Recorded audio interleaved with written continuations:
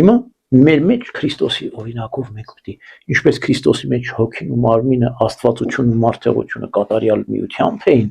մենք էլ այդ միությունն ու ներդաշնակությունը պետք է պահենք։ Հոգով պետք է առաջնորդվենք։ Միտքը մաքուր պետք է պահենք, լուսավոր պետք է պահենք, հոգին առույգ պետք է պահենք, մարմինը պետք է լսի մտքի միջոցով հոգուն ու ենթարկվի։ Հոգին կենթանացնում ես, մարմինը կենթանանում, երջանիկ ես լինում, ուրախ ես լինում, զվարթ ես լինում, բայց հենց թթվեցիր, հենց մարմինը ծանրացիր մտքի միջոցով, ծանրացար ու հոգի չկենթանացրեցիր, եկել տենում ես մարմինը դելա ծանրանում։ Չուզում աշխատի, հուսահատվում է, չուզում արարի, չուզում ստեղծի, ընկճվում է, մտքերի մեջ է ընկնում ու մահը միայն ֆիզիկական մահը չի, մահը միայն մարմնի մահը չի, ավելի վտանգավոր է հոգևոր մահը, երբ որ հոգիդ է մեռնում։ Մարմնավոր մահը ինչ է, մարմին առանց հոգու,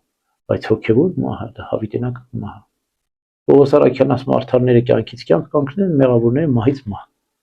Այսինքն մեղավոր արդեն մեռած է,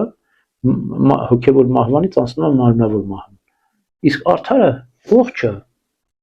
հոգևոր կյանքից անցնում է հավիտենական կյանք։ Հոգին է կենթանալ, մարմինը ոչ մի բան չի կարող։ Հոգին կենթանացնանք, մարմինը կենթանանա Քրիստոսի օրինակով։